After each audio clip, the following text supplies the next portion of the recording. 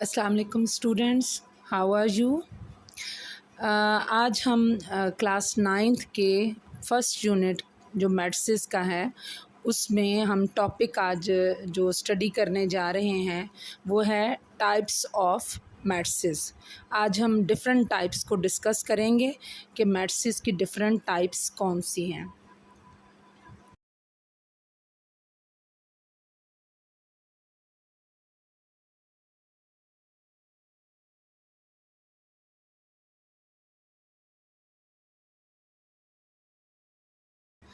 Types of matrices में जो first of all है वो है रो मैट्रिक्स।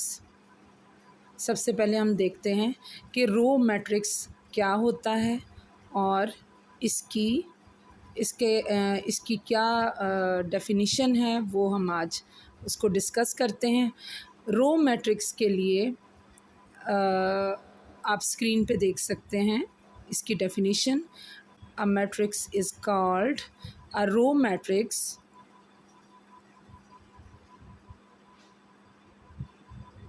एक मैट्रिक्स कब रो मैट्रिक्स कहलाता है, जैसे इसके नाम से जाहिर है कि उसमें किसी रो को डिस्कस किया गया है। A matrix is called a row matrix if it has only one row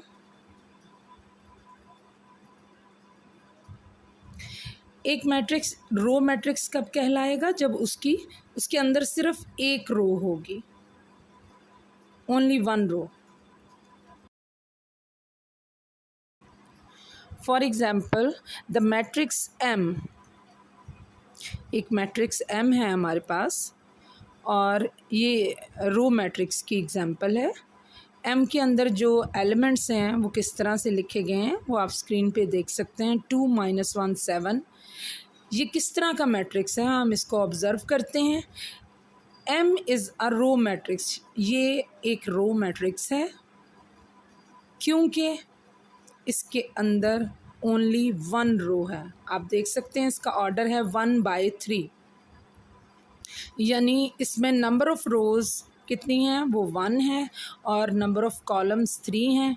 लेकिन जो हमारी डेफिनीशन है वो है कि एक रो होनी चाहिए, इसलिए एम जो है वो एक रो मैट्रिक्स है। इसका ऑर्डर हमने देखा, इसका ऑर्डर है 1/3। So M is a row matrix. Next ये एक और एग्जांपल है, m इज़ इक्वल टू 1 - 1। ये भी एक रो मैट्रिक्स है क्योंकि इसके अंदर भी ओनली वन रो है। m is a row matrix of order 1/2। इसके अंदर 2 कॉलम्स हैं और 1 रो है। ये भी एक रो मैट्रिक्स है, ये एक और एग्जांपल है रो मैट्रिक्स की। तो दोनों में हमने डिस्कस किया कि ये दोनों मैट्रिसेस के अंदर ओनली वन रो थी। अब हम डिस्कस करेंगे कॉलम मैट्रिक्स को। जिस तरह रो मैट्रिक्स में हमने देखा कि सिर्फ एक रो है उसके अंदर, इसी तरह से कॉलम मैट्रिक्स जो है उसके अंदर सिर्फ एक कॉलम होगा। इसकी हम डेफिनेशन को रीड करते हैं।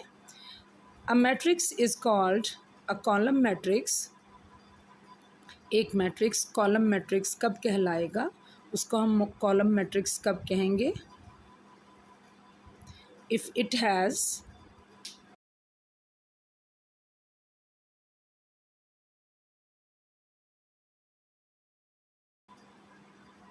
Only one column.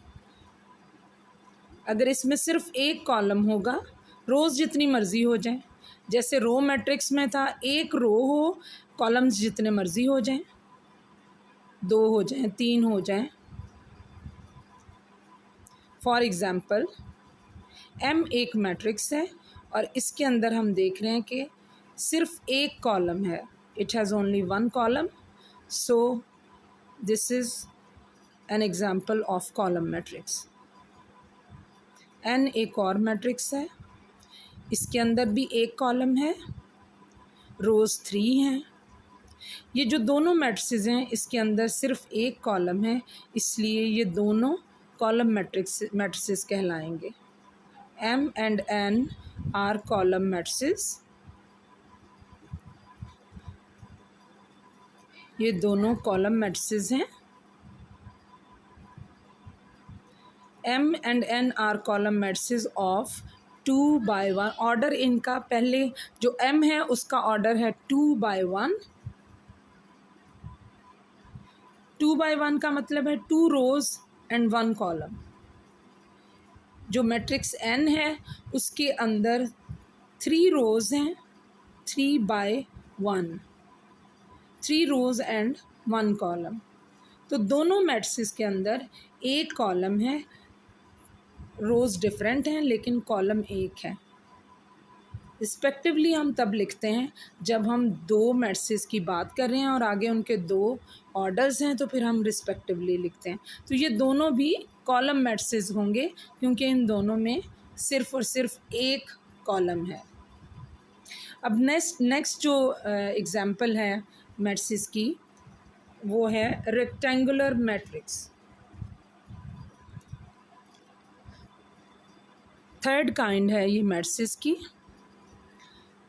Rectangular matrix कौन सा होता है उसकी हम डेफिनेशन अब देखते हैं।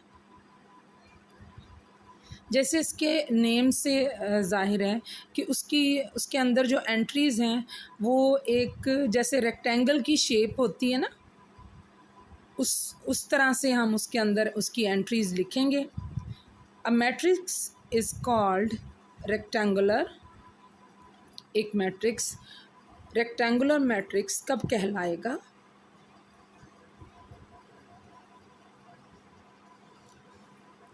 If the number of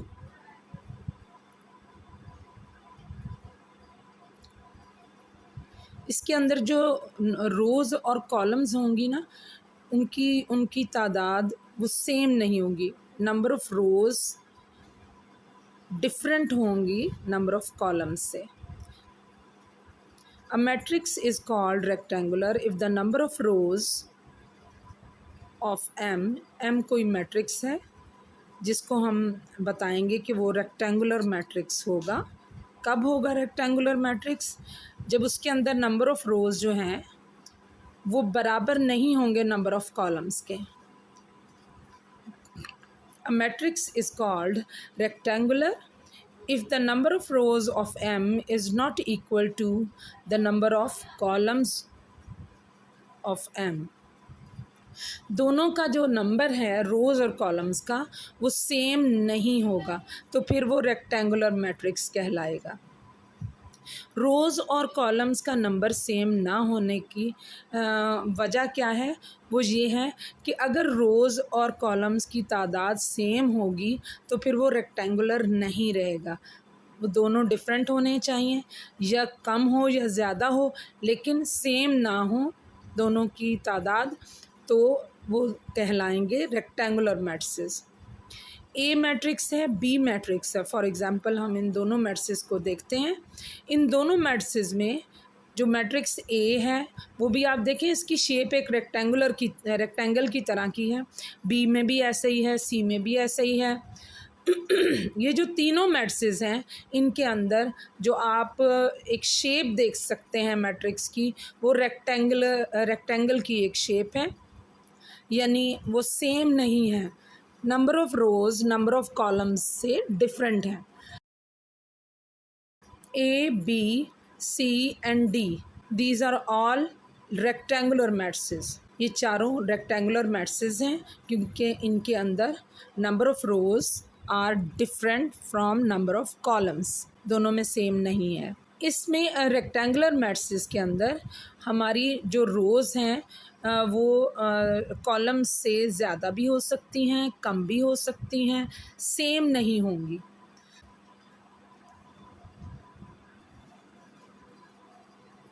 the order of A is 3/2। A का जो ऑर्डर है वो 3/2 है। That means 3 rows and 2 columns. The order of B is 2/3, यानी नंबर ऑफ़ रोज़ 2 हैं बी में और नंबर ऑफ़ कॉलम्स 3 हैं बी में। तो ये डिफरेंट हैं, number of rows number of columns से डिफरेंट हैं, इक्वल नहीं हैं, तो ये रेक्टेंगुलर मैट्रिसेस होंगे।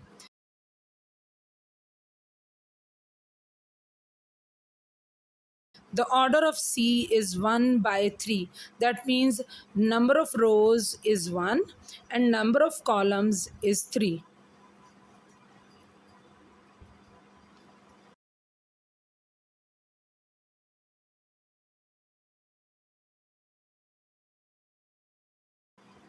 And order of D का जो ऑर्डर है उसमें हम देख सकते हैं कि D के अंदर नंबर ऑफ़ रोज़ 3 हैं और नंबर ऑफ़ कॉलम्स 1 है। तो दोनों के अंदर जो रोज़ हैं, इन चारों मैट्रिसेस के अंदर जो रोज़ हैं, नंबर ऑफ़ रोज़ वो डिफरेंट हैं नंबर ऑफ़ कॉलम्स से, लेस और ग्रेटर कुछ भी हो सकता है, लेकिन सेम नहीं है। तो अगर इनका ऑर्डर हम चेक करते हैं और उसमें number of rows number of column से डिफरेंट है, तो हम कहेंगे कि ये जो सब के सब मैट्रिसेस हैं ये रेक्टेंगुलर मैट्रिसेस हैं, which indicates that in each matrix, in matrices से को देखकर या इन मैट्रिसेस को हम इनके ऑर्डर्स को देखकर हम ये इंडिकेट कर सकते हैं कि हर मैट्रिक्स के अंदर number of rows is not equal to the number of columns. तो दोनों की जो तादाद है वो सेम नहीं है, वो डिफरेंट है। Number of rows is not equal to the number of columns. तो ये सब के सब जो मैट्रिसेस हैं वो क्या कहलाएंगे? रेक्टेंगुलर मैट्रिसेस कहलाएंगे। अब फोर्थ काइंड है स्क्वायर मैट्रिक्स। स्क्वायर मैट्रिक्स क्या होता है? एक मैट्रिक्स को हम स्क्वायर मैट्रिक्स कब कहेंगे, उसकी हम डेफिनेशन स्टडी करते हैं। जैसे हमने अभी रेक्टेंगुलर मैट्रिसेस में देखा था कि रेक्टेंगुलर मैट्रिक्स के अंदर number of rows number of columns से डिफरेंट थी। तो दोनों का नंबर अगर सेम नहीं है, रोज़ और कॉलम्स का नंबर सेम नहीं है, तो वो रेक्टेंगुलर मैट्रिक्स कहलाता है।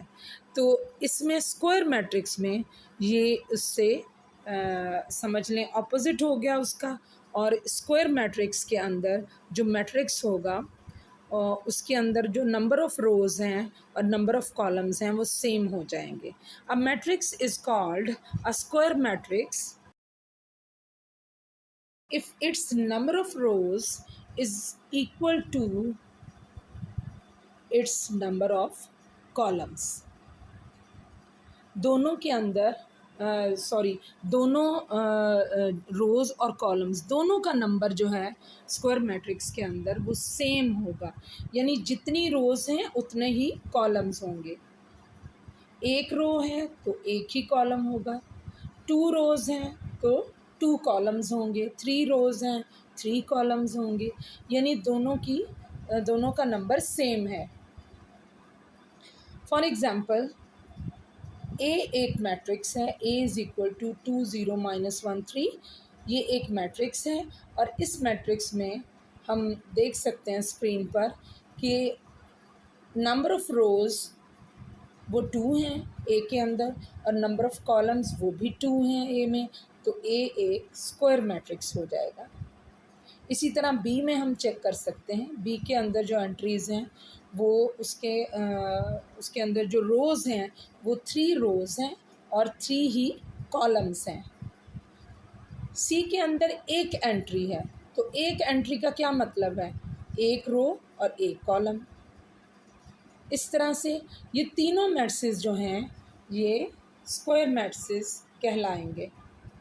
A, B and C are square matrices of order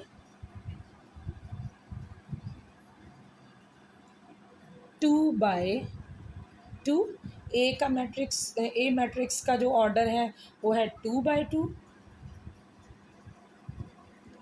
B का ऑर्डर 3 बाय 3, 3 रोज 3 कॉलम्स, और सी का order 1 by 1, that means 1 row 1 column respectively.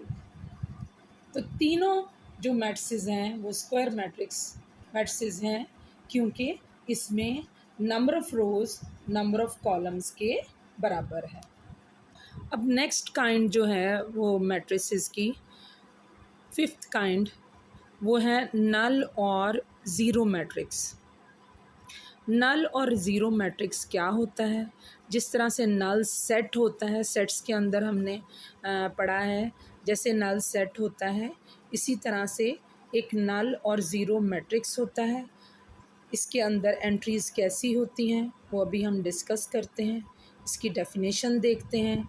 नल और zero matrix, a matrix is called a null और zero matrix. एक matrix null और zero matrix कब कहलाएगा, उसको कब कहेंगे कि वो मैट्रिक्स नल है या ज़ीरो मैट्रिक्स है? If each of its entries, अगर उसके अंदर जो एलिमेंट्स हैं या जो एंट्रीज़ हैं उनमें से हर एक, each of its entries means जो उनमें से हर एक एंट्री है इज़ ज़ीरो, तो उसके अंदर, उस मैट्रिक्स के अंदर हर एंट्री या हर एलिमेंट वो ज़ीरो होगा। All entries are zero.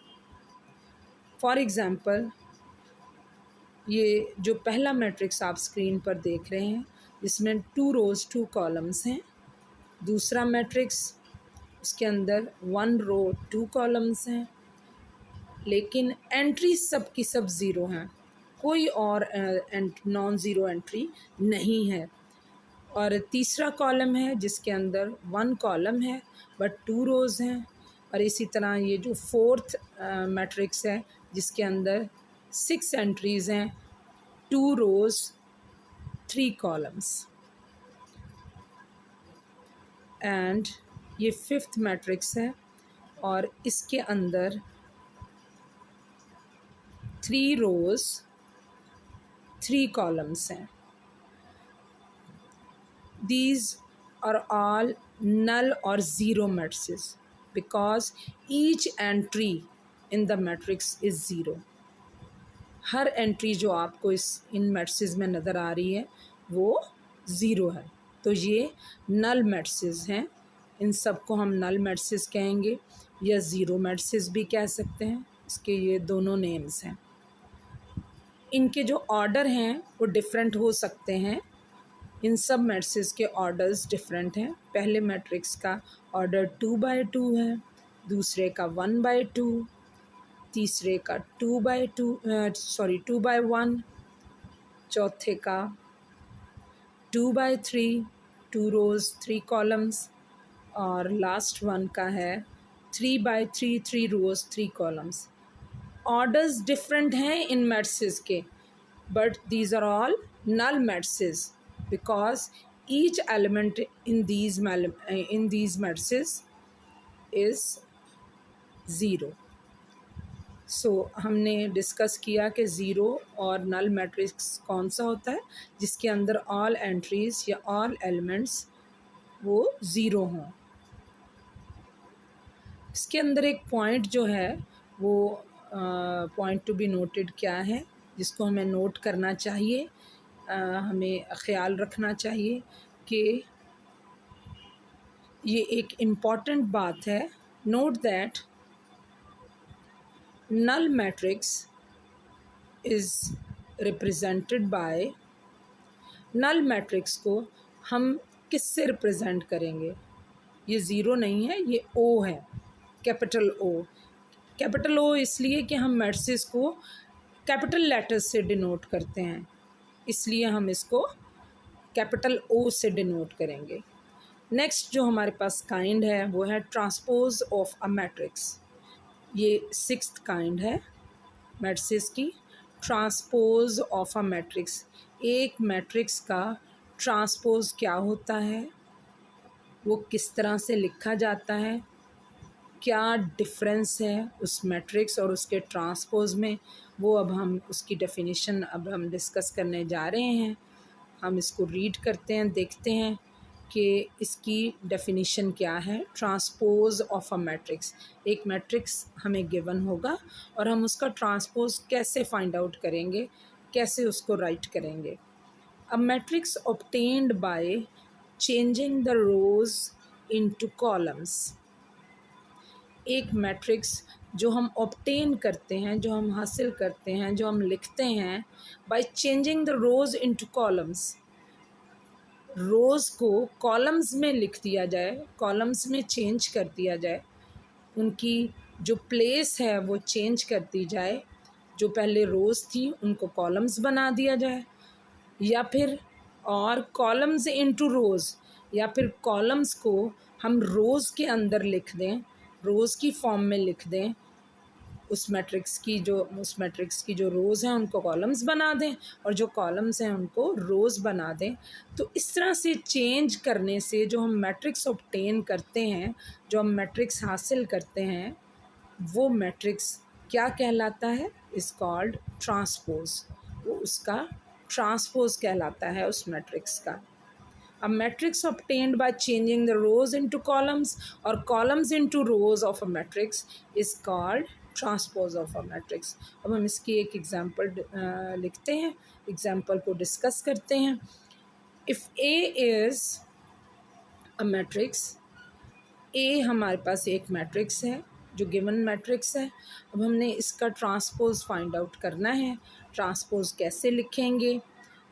A matrix जो है उसके हम रोज़ को कॉलम्स में चेंज कर देंगे और कॉलम्स को या फिर कॉलम्स को रोज़ में चेंज। बात एक ही है, जब रोज़ को आप कॉलम्स में लिखेंगे तो भी वो चेंज हो, तो कॉलम्स रोज़ बन जाएंगी।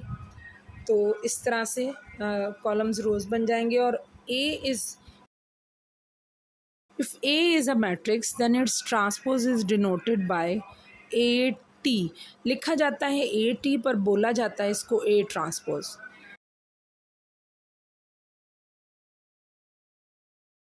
If A is a matrix, then its transpose is denoted by A transpose. इसे ट्रांसपोज ही हम से करेंगे, A ट्रांसपोज बोलेंगे। For example, if A is equal to, ये हमें एक मैट्रिक्स हम देख रहे हैं 1 2 3 2 1 0 -1 4 -2। ए हमारे पास एक गिवन मैट्रिक्स है।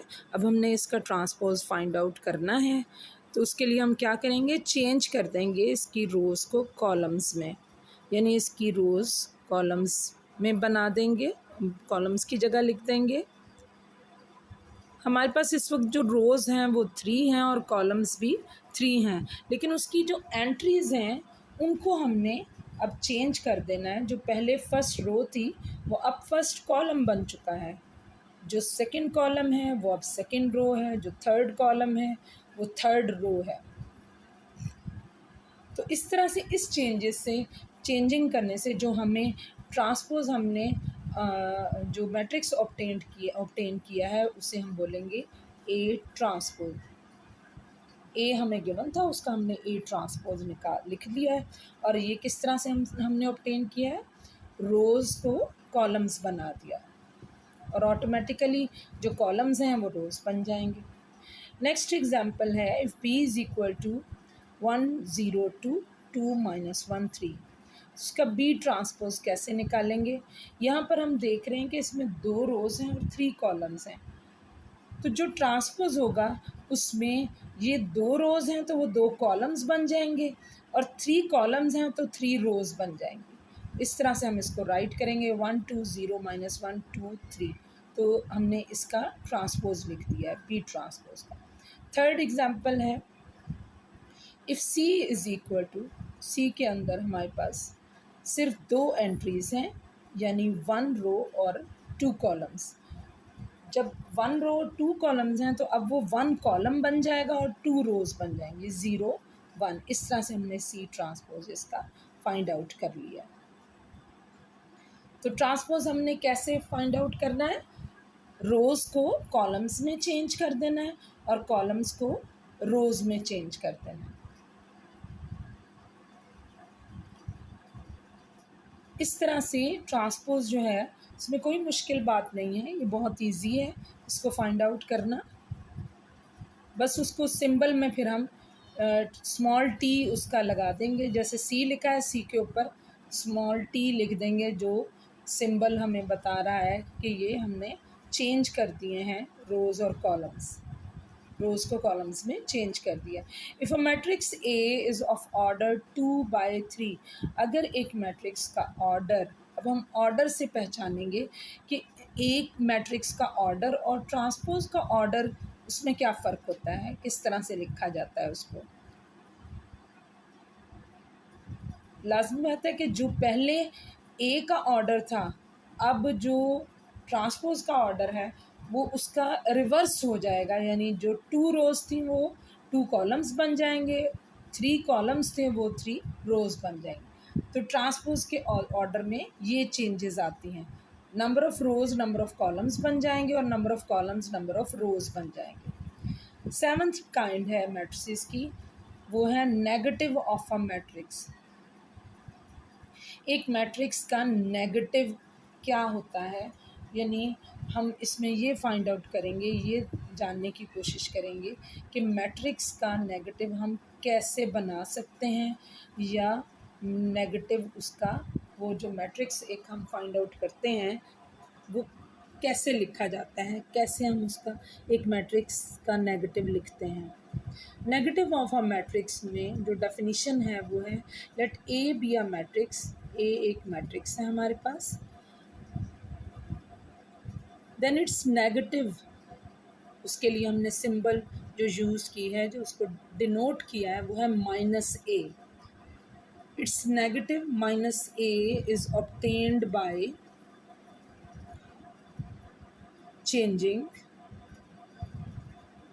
changing the sign,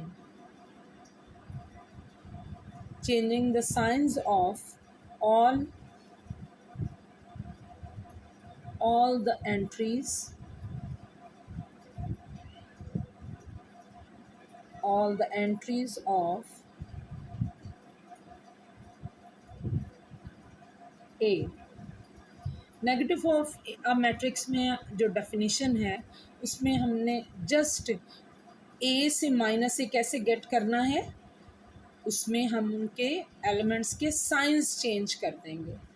अगर पहले 1 था तो -1 कर देंगे, 2 है तो -2 कर देंगे, -4 था तो 4 कर देंगे, यानी उनके साइंस को चेंज कर देंगे।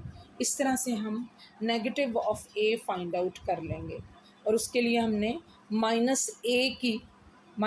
उसकी हमने सिंबल रखी है, उसको -a से डिनोट करेंगे।